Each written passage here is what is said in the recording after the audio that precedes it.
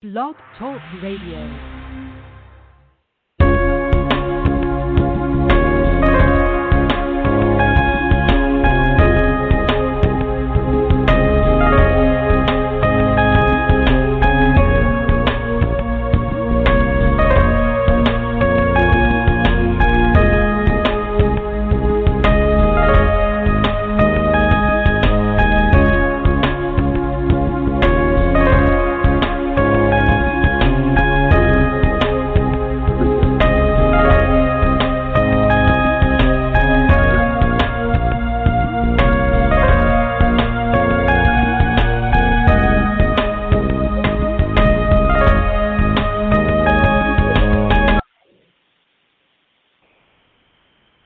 Simone?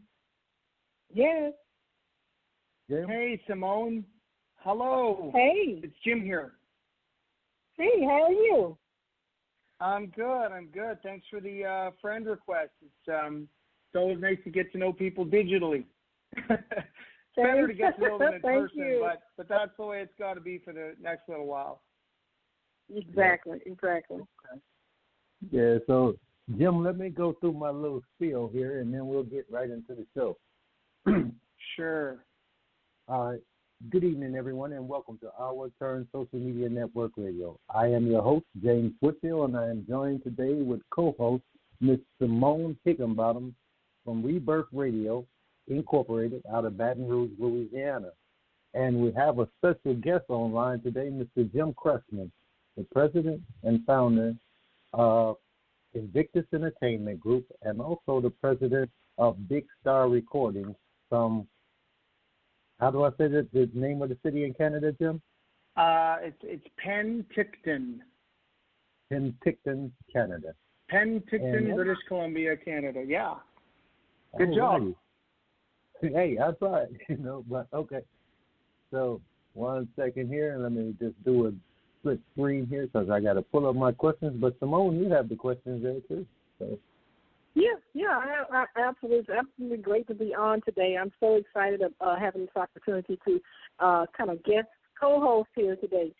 I'm excited because after I was asked to do this today, I kind of took a look at what Mr. Cressman has going on, and he's been very, very busy.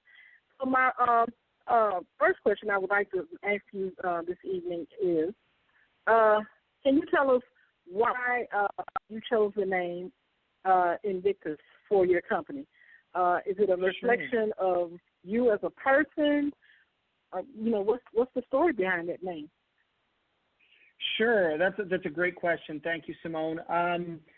Well, Invictus is the Latin word for unconquerable and invincible, and as much as I'd love to say I fall under that categorization as a human being, I'm like every other human being, which means I'm fallible, I've got my own issues, I've definitely got my weaknesses, but what I believe is absolutely unconquerable is the artistic spirit, the desire to create, the desire to take music and create and take the chaos of emotion and package it and put it in terms that we can all feel and understand. So Invictus is an homage, if you will, to the unconquerable artistic spirit that lives in all of us to a degree. It's why we can feel great music when it speaks to us, or great art as we interpret it.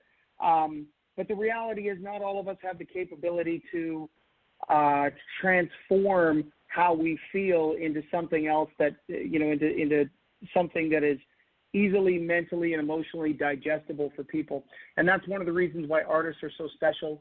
And it's one of the reasons why I'm so thrilled to work with artists, because to me, it's my calling. I don't have that creative ability, but I have the ability to help artists take their message and their music to the marketplace and influence people by the thousands and even the millions at times. And that just feels really good. So that's where it came from. And that's what I keep in the back of my mind every day, especially during these crazy COVID times as we try to navigate a new landscape. Exactly. Okay. I agree with that, yeah.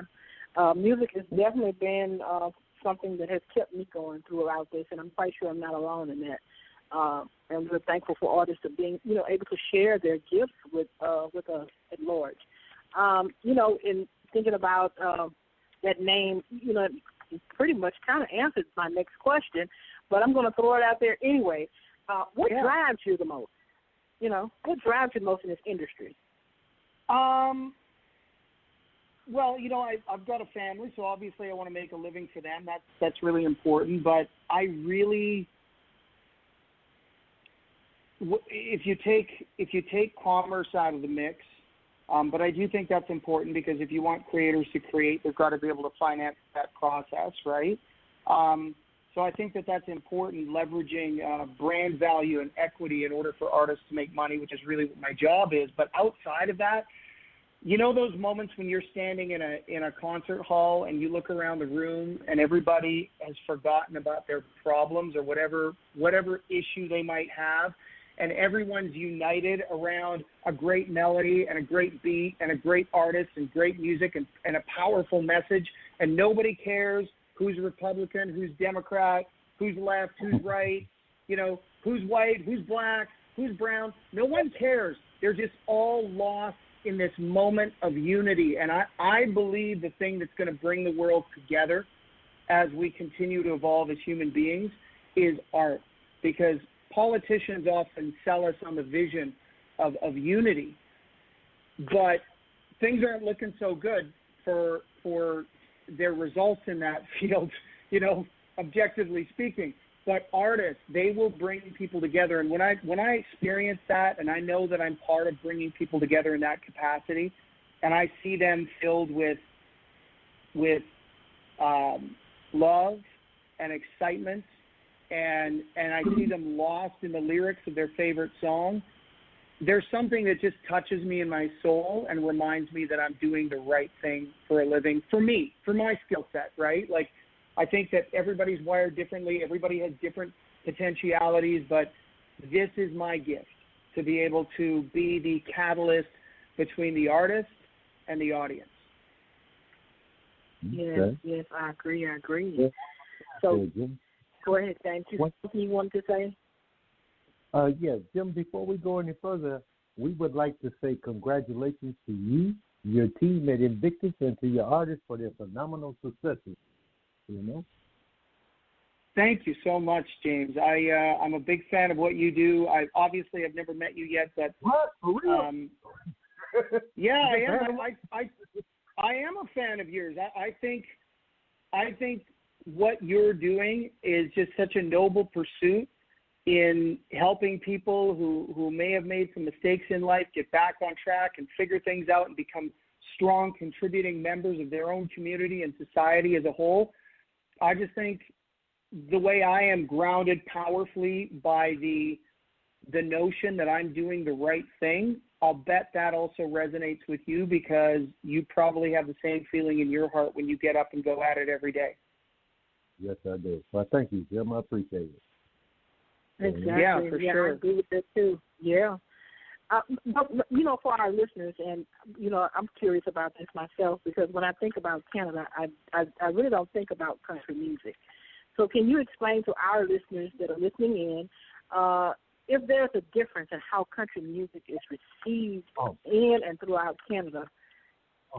Simone, Jim, before you answer that question, can I do one little thing that I forgot to do earlier? Okay, go ahead. To our listeners tuned in, we can take limited calls at our call-in number, area code 845-277-9182. Also, we are streamed live from Spreaker.com, iHeartRadio, Spotify, TuneIn, Stitcher, and distributed worldwide. Okay. So the number, once again, area code 845-277-9182 if you want to call in, and we'll try to get your call. And maybe if you have a question for Mr. Cressman, maybe he'll answer it. I'll do my best. Okay, right, thanks. Okay. So, back to that question with our listeners that are listening in, is there a difference in how country music is received in Canada?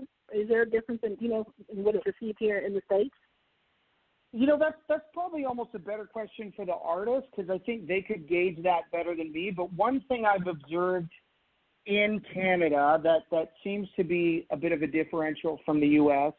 is, and this isn't a judgment, this is just an observation, is that in Canada we love our beer drinking, tailgating, partying country, but there's also a real desire to connect with the depth that, some of the most powerful country songs, and I don't know if you've ever, whether it's Leanne Womack, I Hope You Dance, or Garth Brooks, The Dance, or, songs that are just incredibly lyrically powerful. In Canada, we really seem to have a hunger for that, and it's why artists who, like Kip Moore, for example, who's also very popular in the United States, but probably sells more tickets on his shows in Canada because his music is so lyrically deep, so powerful. A lot of people know him for some of his big radio hits, but if you listen to the albums, there's a lot of depth there, a lot of emotion, and a lot of great interpretation of some very difficult subjects to understand. So I think in Canada there's a real desire to connect through the lyrics and not just the beat, even though there's nothing wrong with that. I think that's really, listen, music sometimes is just an escape and sometimes it's just recreational, but every once in a while you've got music with a powerful message that people need to hear and they need to feel. And I feel like Canadians are very much open to that. And I've heard other artists say that over the years too, which is probably where this message came from, is they go, when I play some of my deeper album cuts in the U.S., people are kind of like bored. But if I play them in Canada, it feels like people are actually listening and paying attention. So I think that's a real compliment to the fan base up here. Yes, it is. Okay.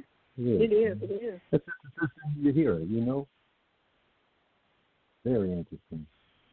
Yeah. Okay. Now, Jim. Okay, so the next question. Go ahead, Simone. Oh no, you go ahead. I'm fine. I can wait. Oh, Let you.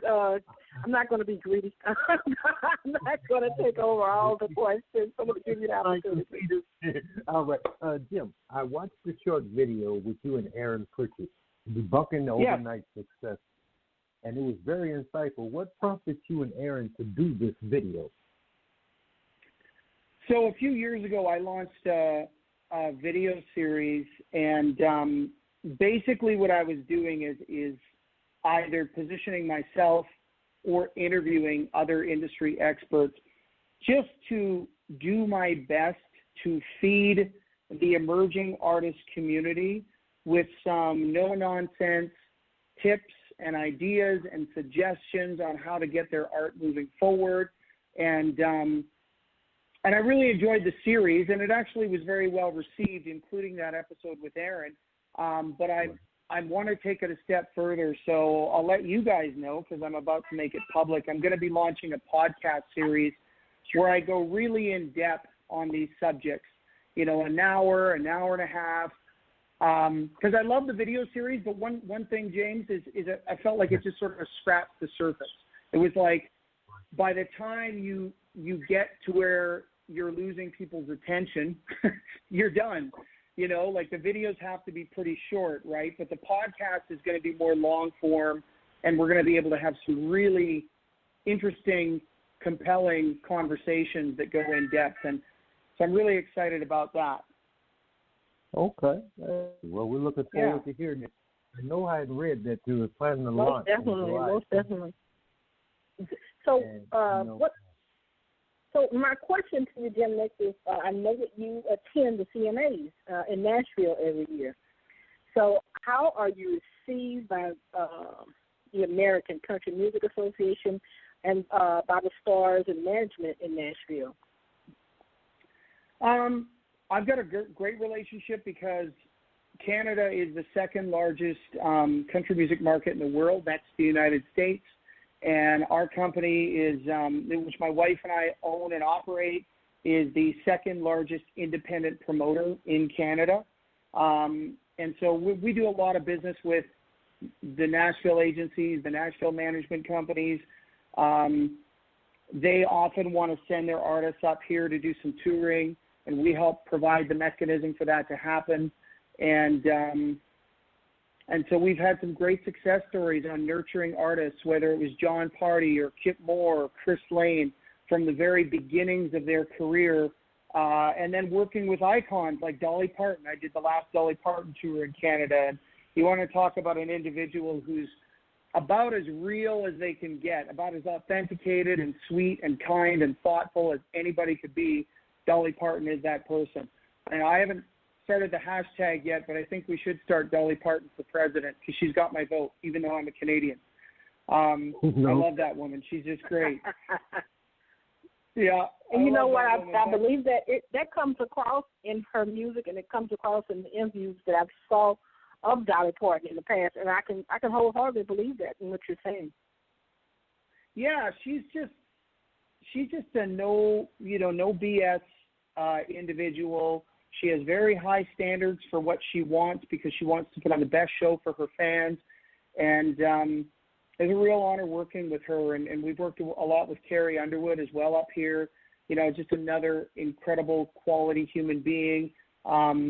I did 2 sold-out shows in Alaska with Carrie. Last summer we had her up here in a little town named Fort McMurray, which was famous a few years ago because it almost burnt to the ground with forest fires. And Carrie came into their little football stadium, holds 7,000 people. She sold it out, and she put on a show that was just so epic and so moving. And the thing I love about Carrie Underwood as well is, and Dolly's like this as well, but she'll play in these small towns, in these areas that generally don't get artists of that caliber. And she really prioritizes it, especially in Canada, because, in her perspective, she's like, listen, I don't mind coming to the fans because I understand that Canada is a vast country. It's a long way for them to travel to Calgary or Edmonton or Vancouver. So if we have a few days off in between those big cities, let's go play these small towns. Let's give these people an opportunity to enjoy the show.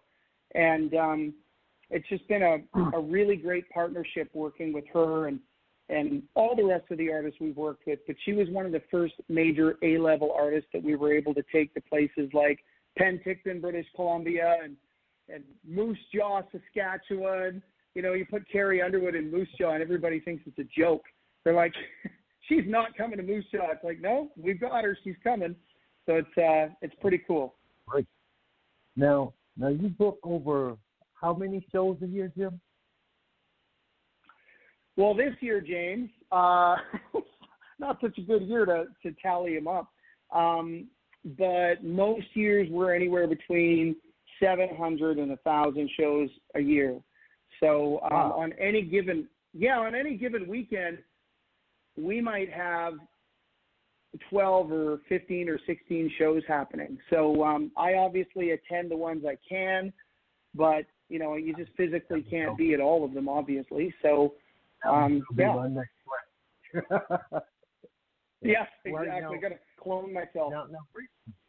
Now, briefly, can you tell us just do you have any of the stars on your label, Big Star Recordings, that will be doing concerts, or any of your artists that you manage doing concerts in the United States?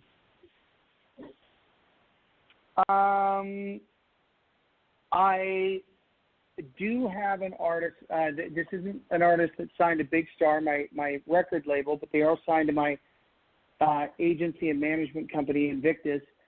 Brett Kissel, who's one of them, who will be performing next year in the United States. He actually had a very full summer this year in the U.S., opening for Eric Church, Garth Brooks, and many others, but unfortunately that all got canceled. And then I've got another gentleman by the name of Corey Marks, who I manage and book as well. And Corey was supposed to go out on tour with Breaking Benjamin on a big U.S. amphitheater tour. He was also going to go out with Alice Cooper. But that all got canceled. So we're just starting to plan out next summer now. And I just want to say on the live entertainment front that we're well aware of the risks around COVID, so obviously we want to make sure that we prioritize the health of all the fans. That comes first. That's paramount.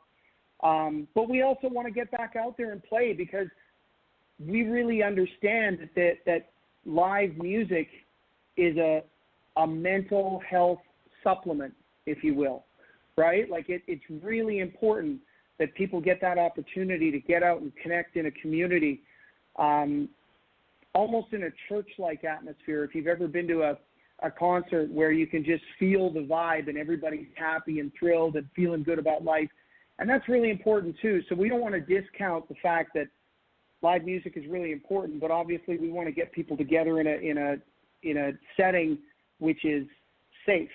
And in Canada, we've been doing some of these drive-in concerts. I've been sharing some of it on my Facebook, James, so you might have seen some of it there, or Simone.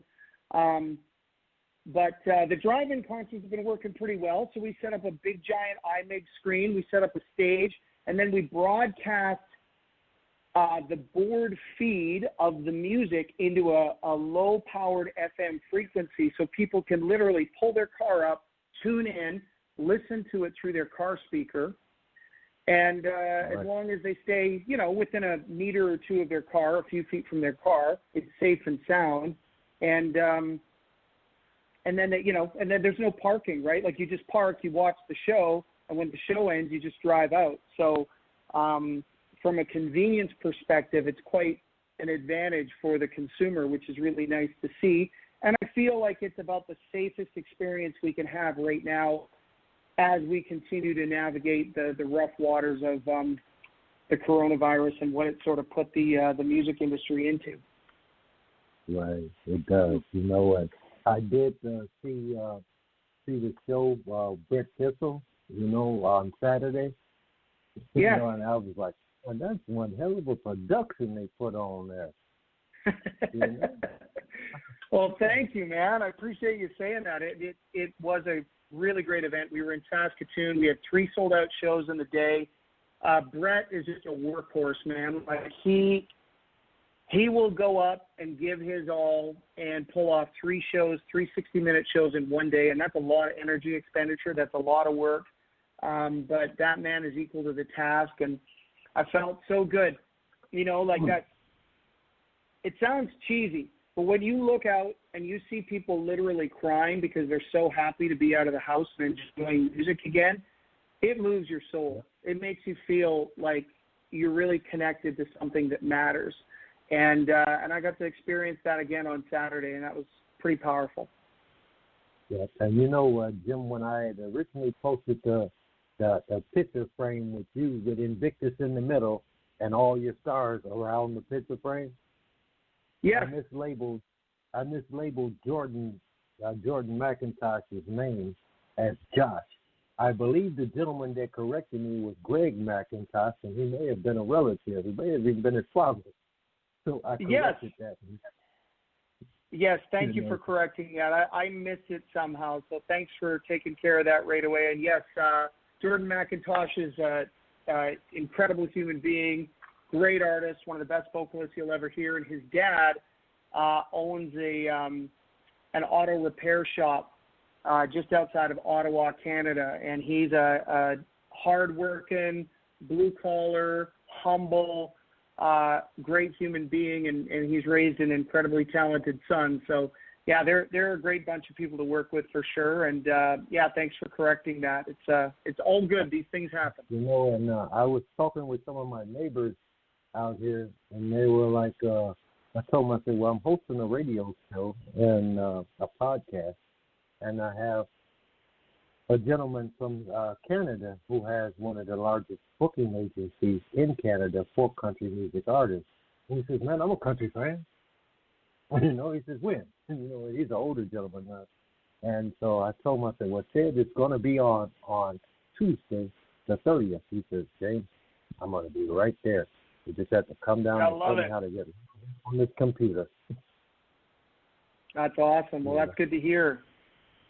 Yeah, so how have things been going, Simone? Simone, are you enjoying the dynamic of co-hosting with James? You guys having a good time with this?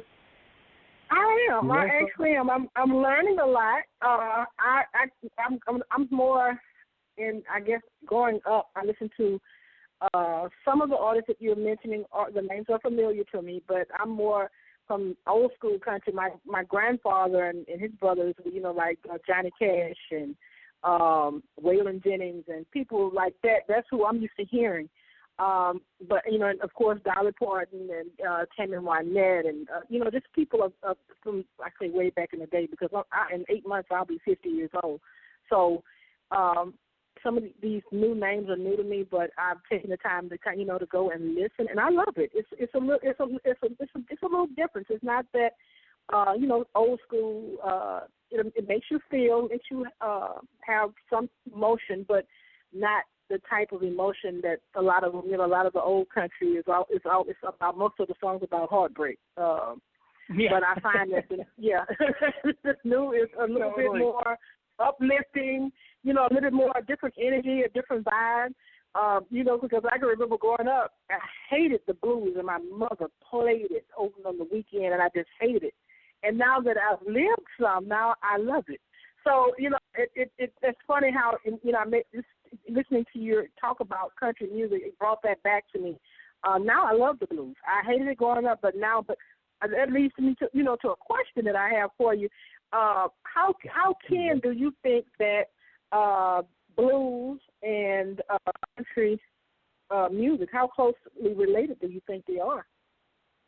Oh, I think the roots of country music are firmly established in blues, and I think it's not just melodically, but I think if you take the subject matter and the heartbreak that you hear in some of those early blues recordings, and even right up until now, right? I mean, those songs, if you just remix them, they could be country songs.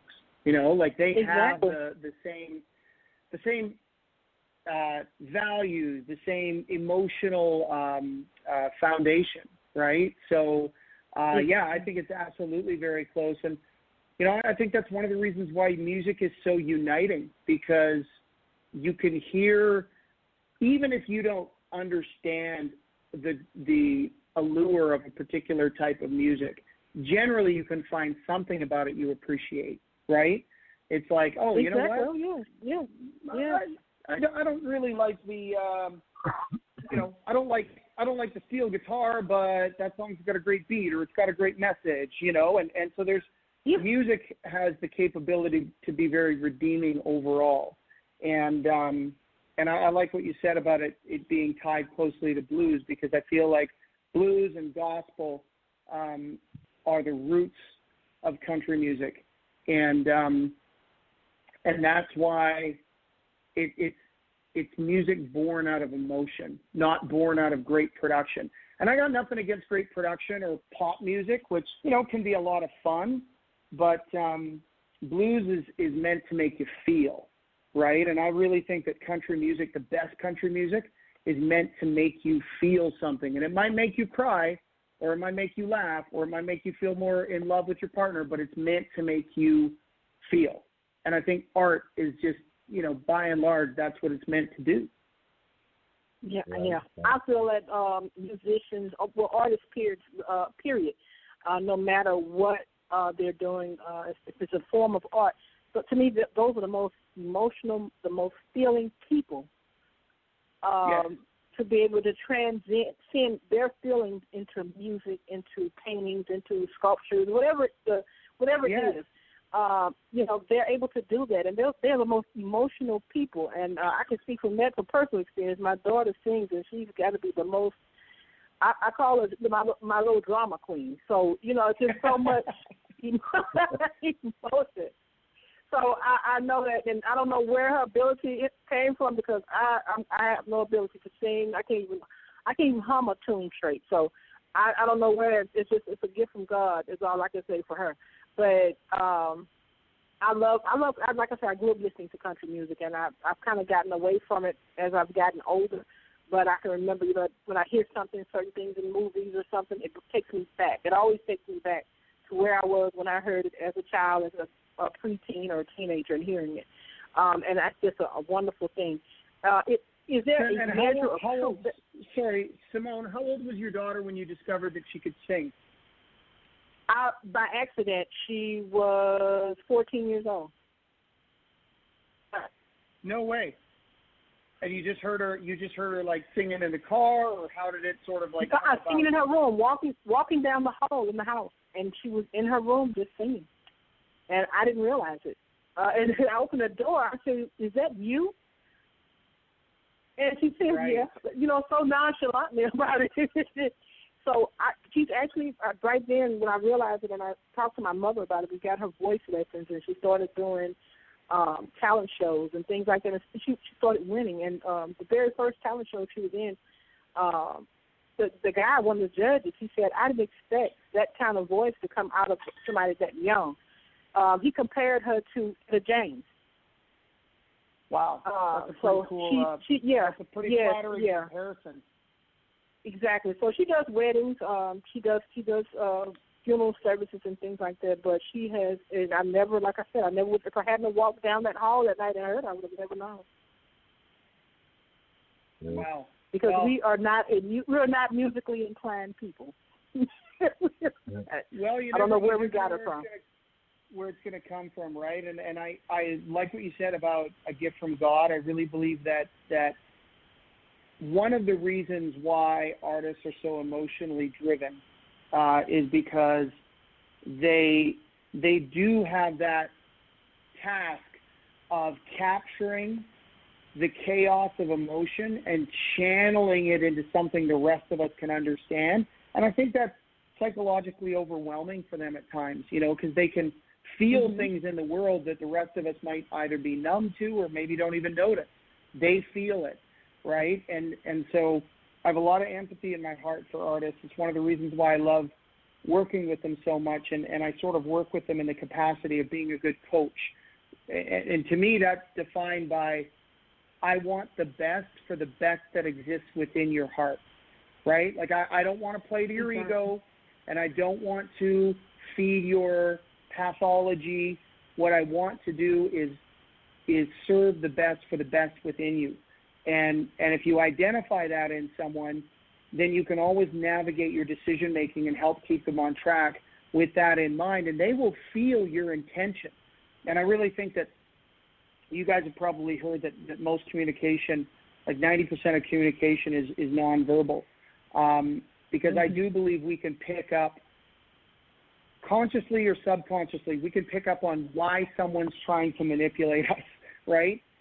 The difference with me is I'm trying to manipulate you to keep you on track. So I'm working to manipulate you for your own benefit, right? Not for mine, for yours, because I understand that if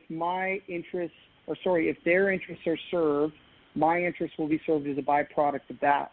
So it's great because it creates this relationship foundational in trust between me and my client, because I'm always challenging them from a place of love, compassion, and respect on their ideas, or on, if they want to, execute on some crazy thought or publicity stunt or idea. I'm always the guy asking questions, going, okay, just explain to me how this aligns with your ultimate goal, your ultimate purpose, your ultimate objective, because I need to understand why you want to pursue this or deploy all your time against this.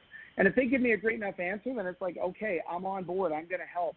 But if they don't, then I can help steer them back on the road where they need to be so that they do achieve the goals that they have laid out. And so coming at artists from a place of compassion, empathy, and understanding, and asking them questions instead of pulling the old my way or the highway manager tactic, it's more like, I want to hear you and I want to understand where you're coming from. So I'm going to ask you 6 questions that might tick you off, but they're going to lead us to the truth, right? And and that part of the job is something I really enjoy. Yeah, and I can, and that goes to, like, I can hear when you're expressing what you do for them, you're nurturing them, you're molding them into not just being great artists, but great human beings. Yeah. So that's what for sure. Mm-hmm. So now, Jim, let me ask you the question. 1 second. I'm updating on Facebook real quick. So let's see. Oh, and 1 second. Oh, but go ahead, Simone. You can continue while I finish doing this. Okay.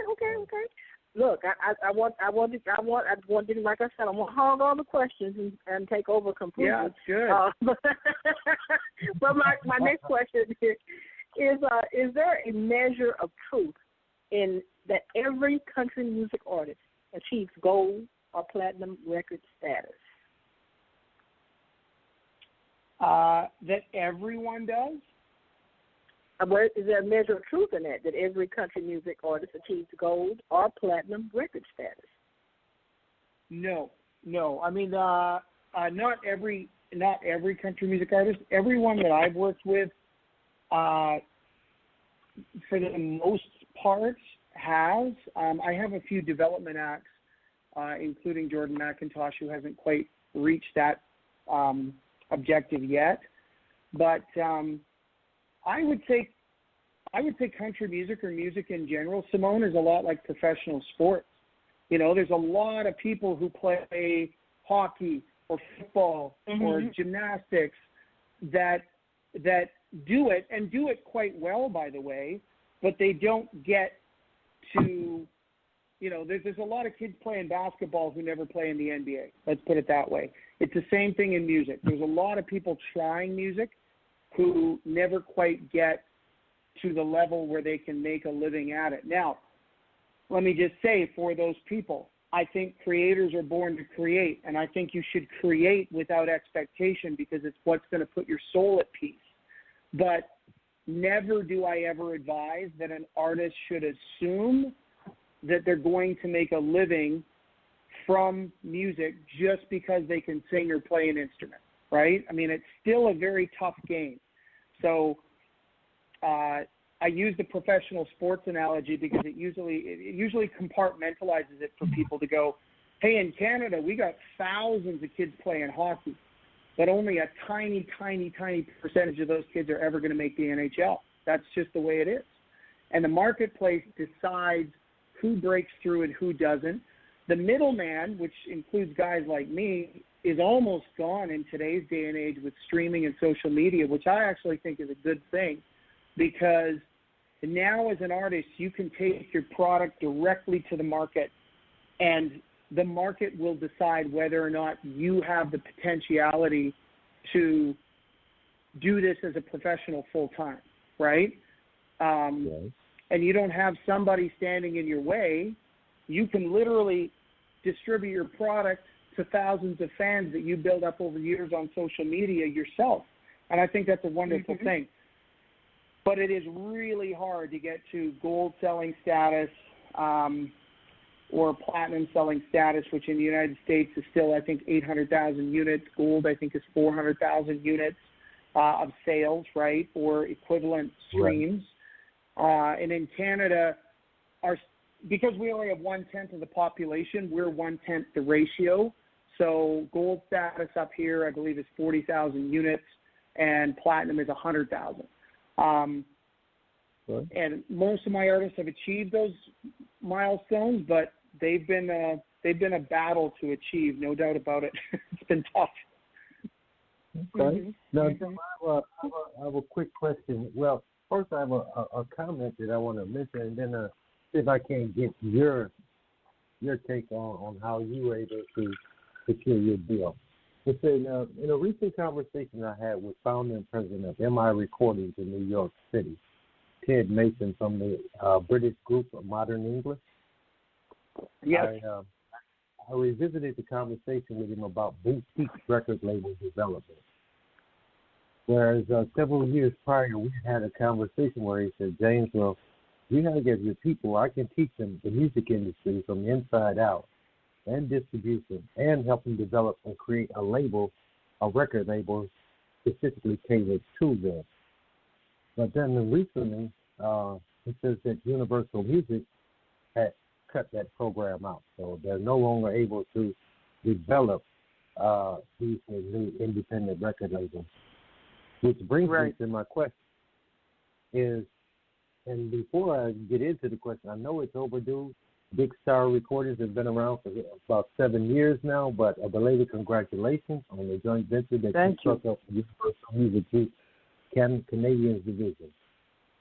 Can you tell us a little bit about how this deal was put together if you're not bound by a confidentiality clause? Right. So I'll tell you the impetus behind Big Star Recordings. In 2013, I was coming to the end of a few label contracts for some of the artists I managed, including George Canyon, who was signed with Universal, and Aaron Pritchett, who was signed to an independent label in Canada. And I found that I wasn't thrilled with the options that were presented to me for those artists.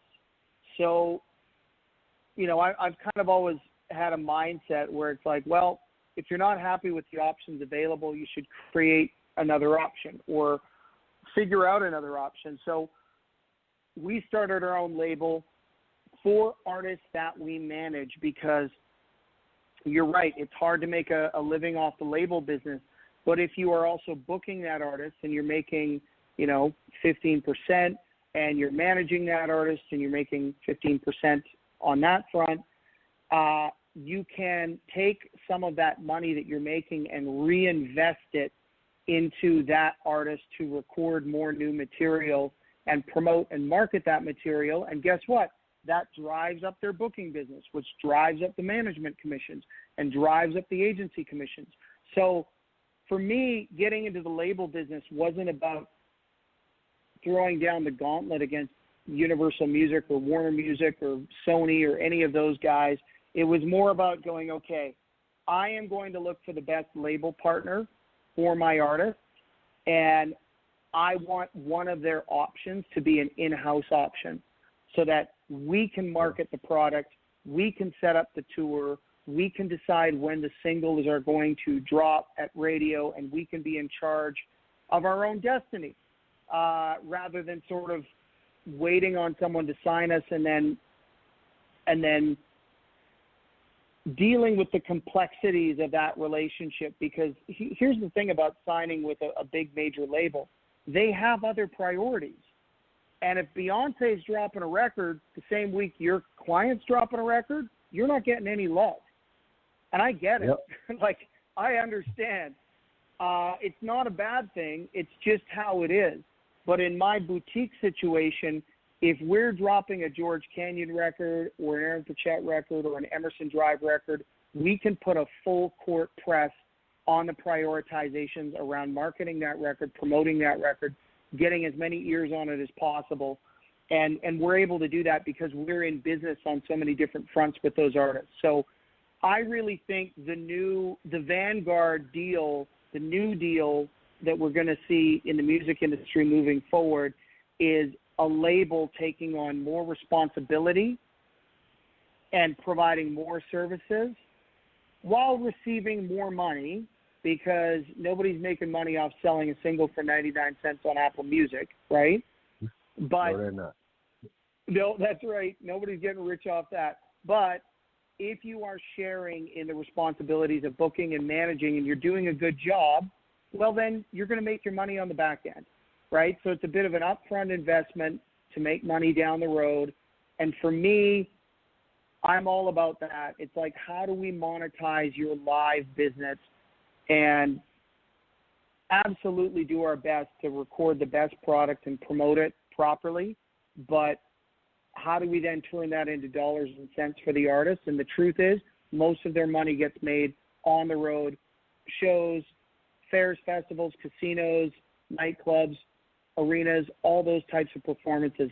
But you can't play a lot of those places unless there's a demand, and you need to create the demand by releasing the music, hence why we started Big Star Recordings. Hey, well, congratulations on that. That was a very smart move, business move, and we wish you very, very, very many more years of success with that. And thank you, brother. So, it's like I've been a Jim Cressman fan from the beginning, man. It's like, man, who is this dude, Jim Cressman? I said, man, let me tell you about Jim. Jim called me. And once I told him who you were, and they said, man, he didn't call you. I said, yeah, he did, man. We called and we talked. This was last September or October, if I'm not mistaken. And we talked about trying to find a way for Ex-Offenders Resource Network, my nonprofit, to work in conjunction with Invictus Entertainment. So, yeah, so they were like, what? They said, man, you know all these big, powerful people. I said, man, if you tell him he's powerful, man, he might punch you in your mouth, man. You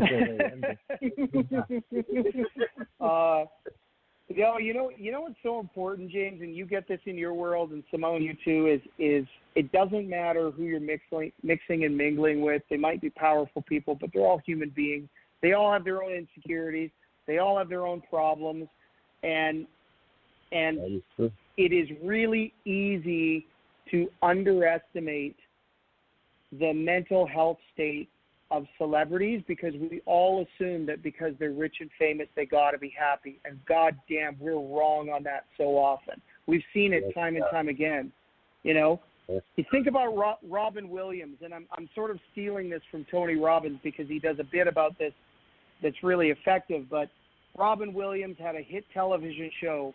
He won Academy Awards, Oscars. He was in massive movies that were comedies, and then he was in successful dramas.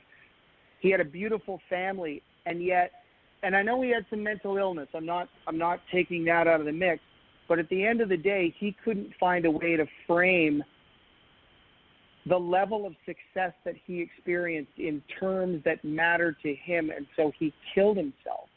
You know, and I think it's really easy. It's easy for all of us who struggle in life with money and making ends meet to assume that because someone's rich and famous, they've got it easy. But that's a very dangerous assumption. But, you know, I've often found that people with a lot of money are very miserable. You know, and a lot of them feel like that they don't rightly deserve that wealth that has come their way. Right. Years ago, I read a book called The Imposter Theory. If I'm so successful, why do I feel like a fake?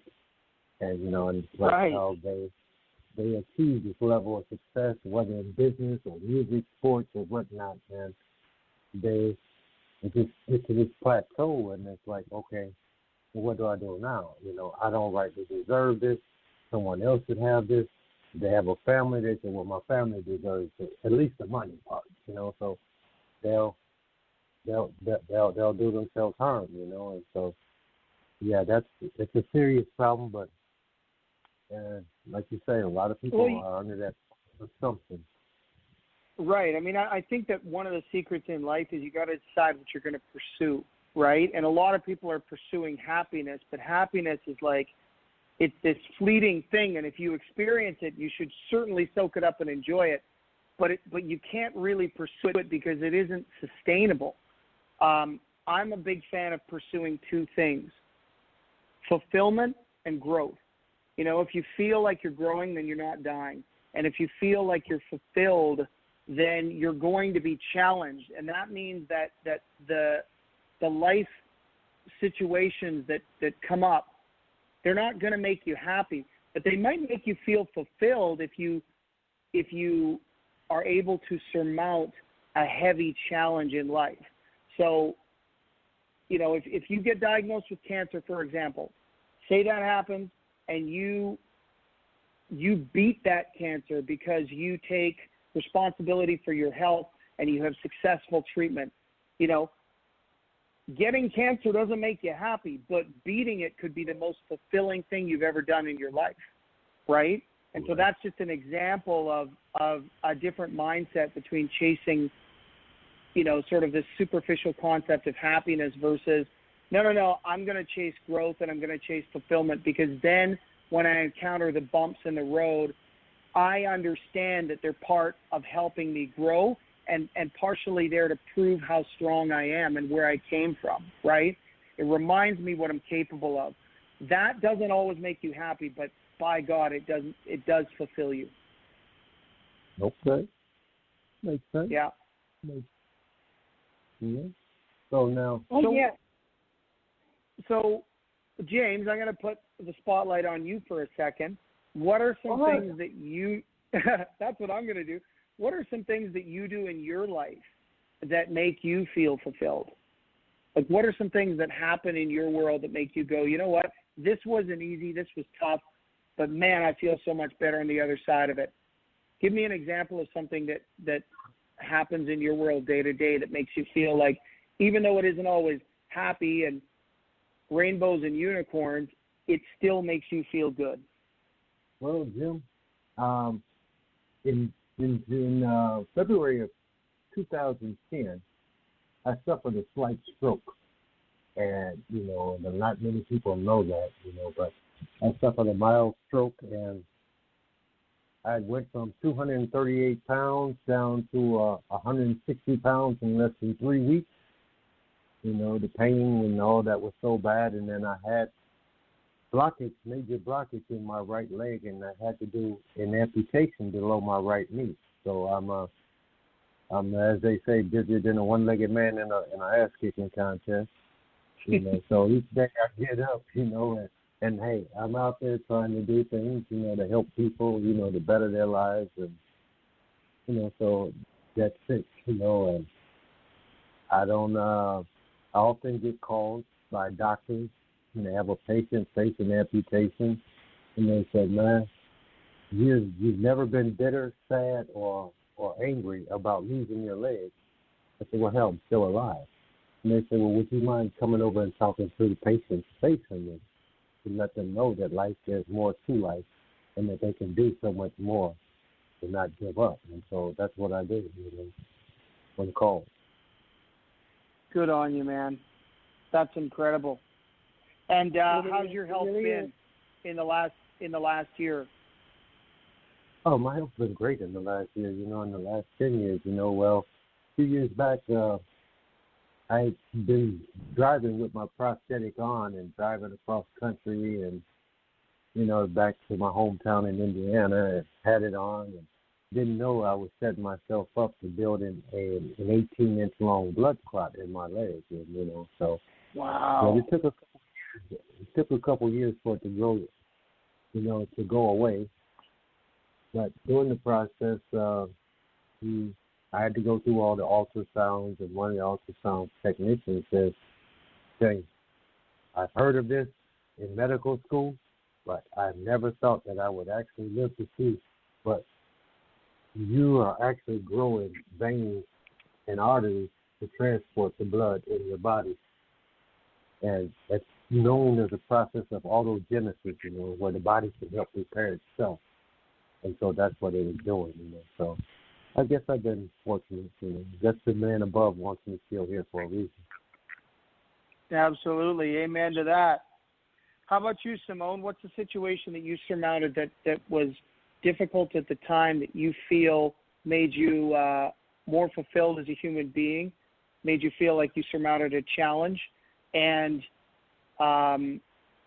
made you feel like you grew on some level? Oh my goodness. I guess I would have to say this. I am a soon-to-be 17-year domestic violence survivor. I was in domestic violence for 10 years in my marriage, for a little over 10 years. So I've learned so much about myself since then. So it has pushed me to be who I am in my community to other women, to be able to know exactly. I know what it is to live in that. I call it, it's like this darkness. It's a hole that you're constantly trying to figure your way out of. It's like a maze. And I want people to understand. That's why I wrote a book back in 2015 about. It's called Caged by Words, something like a memoir, which told the story of my marriage and all the different types of abuses that I suffered and endured, and how I was able to walk away from that and not go back, and to let people know, exactly what's in the mind of a person that's dealing with that, and why. It's always that question, why they don't leave, but they will never understand it unless you're there. But that book was written to be able to allow individuals to kind of get a little peek into what a domestic violence person is doing with that, what they go through. But I came out on the other side as a better person. It made me understand, I think, human nature a little bit more. It made me understand who I was and who I am now. That whole part of my life, I don't carry any grudges, any anger. To be honest with you, I'm grateful for it, to be honest. Just because if I hadn't endured what I endured, I wouldn't be who I am today. It made me a better person. It made me embrace my community and people that I call my neighbors, not just on my street or next door across the street, but my neighbors anywhere that I go. I embrace people. I listen. It made me a better listener. It made me care more, made me feel for other people. Before I was married, I never had any idea what it was like to really feel somebody else's hurt, somebody else's need to be heard or helped or assisted. So, yeah, it made me a completely different person, and I'm grateful for it. And Simone, that's like a TED Talk. I love it.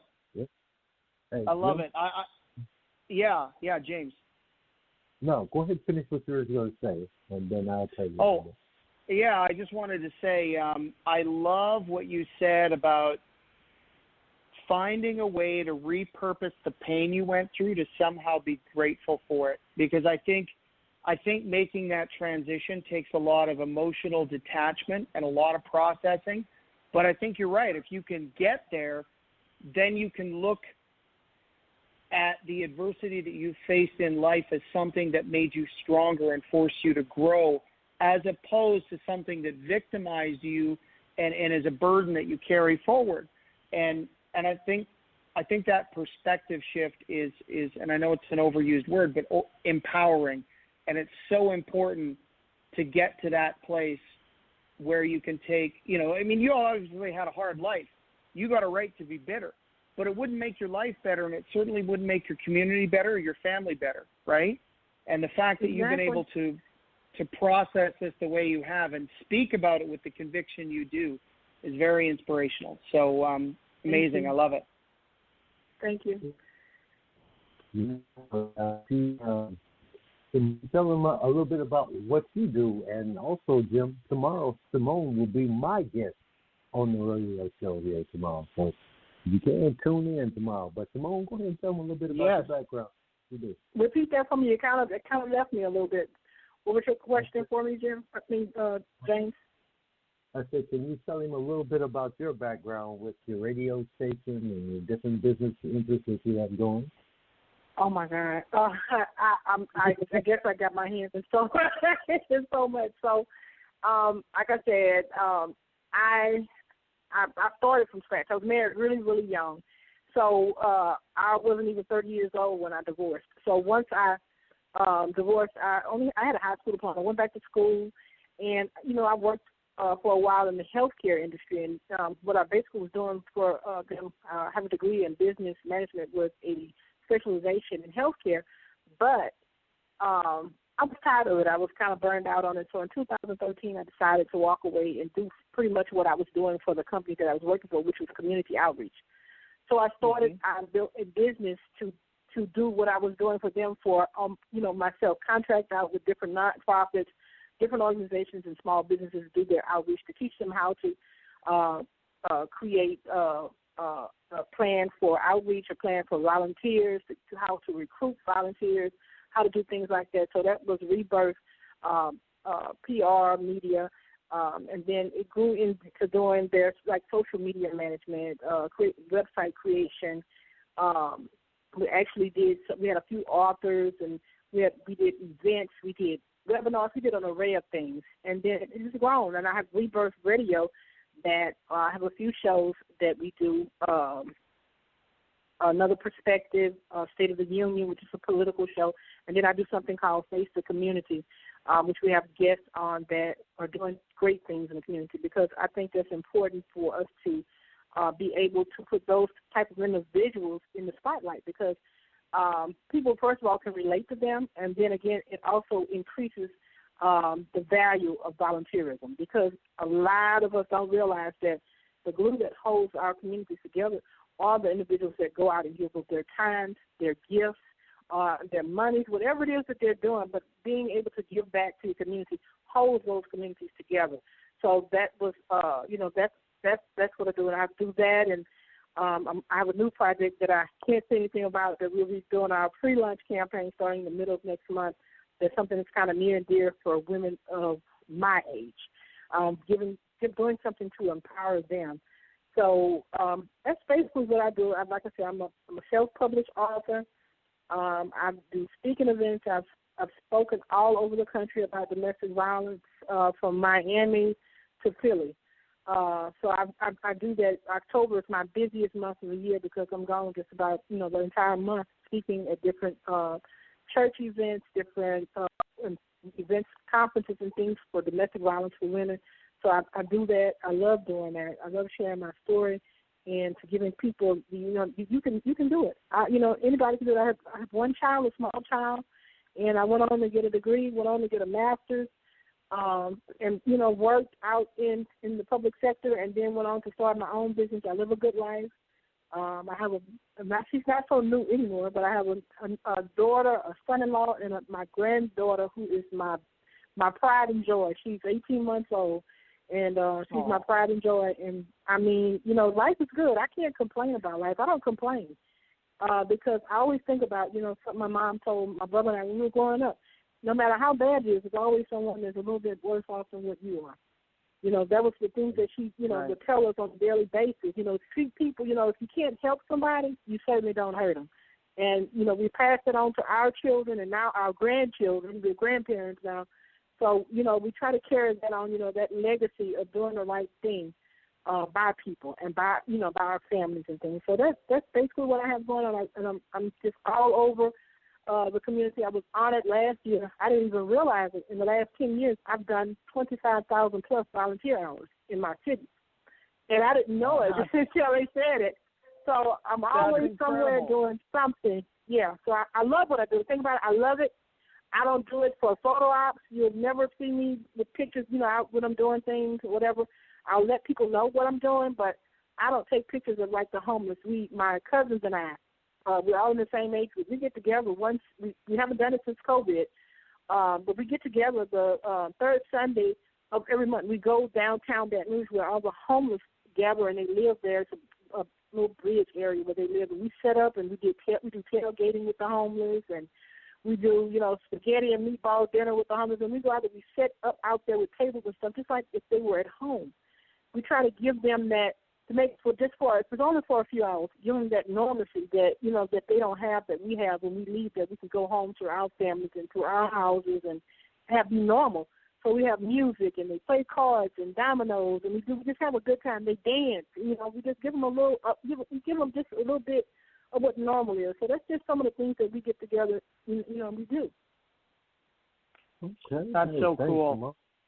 Yeah, so cool, Simone. So inspirational. 25,000 hours. That's in 10 years. When they said it, they said, "Well, you look on your face, you didn't know?" No, because I don't count them. Right. I just do. And, I don't count them. Yeah. I just go and do wherever I need. I go. Well, Jim, I know we had said that we had booked you for a couple hours, but man, do you think you could put up with it for a little bit? No, I'm just kidding. Hey, but what if you like, you can give a plug for your upcoming podcast or plug for your artists. You can call them out by name or whatever. And, Sure. Well, what I'd love to do is I'll throw a plug out there for our website, www.iegroup.ca, and so people can check that out. I'm also active on Facebook, Jim Cressman, or Instagram, which is Jim Cressman Invictus, all one handle. You can also find me on Twitter if you search Jim Cressman. So, and Invictus Entertainment Group is also on all of those platforms. So feel free to follow us in whatever forum works best for you, and it'll keep you up to date on all the things we've got going on with artists, whether it's touring your favorite American artists up here in Canada. If any Americans happen to be up here on holidays or whatever, you can keep up to date on that, or on some of our great Canadian artists that we are touring south of the border. as we continue to grow and nurture their careers down there, and do our best to, take great music and just bring it to the people no matter what. Okay, and everyone listening, our broadcast are picked up by the following podcasts and distributed worldwide: Stitcher, Google Podcasts, Apple Podcasts, Deezer, Spreaker.com, Castbox, Spotify, iHeartRadio, TuneIn, and Amazon Alexa. You have to just go on and search for Our Turn Social Media Network Radio, and our broadcast listing will pull up, and you can sit back and listen to us as you're driving home, you're sitting at home, at work, or wherever. And you can hear this broadcast with Mr. Jim Cressman from Invictus Entertainment, and also Big Star Recordings. And you can also hear Miss Simone O. Higginbotham, my co-host today. And thank you both for being on here today, and I really appreciate it. My pleasure. It's been wonderful talking to you, Simone, and you, James, and keep doing what you guys are doing. It's important. You're getting a great message out there. All right, well, thank you, Jim. We really appreciate it. Hey, but, man, you still got to send me some, just kidding. Yeah, I've heard that a few times. Not too much lately, though. No, just not too much lately. Hey, but it's been great talking with you, and Simone. This is our first time working together. It's a great. We did great, I think, together here, and thank you for joining me. Hello. Yeah, Simone. you guys rocked it. You rocked it. You both did great. I think we might have lost I'm here. but I'm back. Yeah. Oh no, thank you. It was my pleasure. I had a wonderful time. I enjoyed it, and it's just great. Both of you guys were wonderful. Oh, thanks so much. I got a daddy-daughter date with my youngest daughter, so I'm gonna fly on out of here. But thanks so much for taking the time, you guys. I appreciate you. No, thank you. All right, hey, you have a great rest of the evening, and don't get in trouble with your daughter now. All right. No, yeah, I'm gonna try to keep my wallet in my pocket. Thank you. Oh man. All right, then. All right. Thank you, everyone. All right, guys. Good evening. Bye. All right. Bye-bye.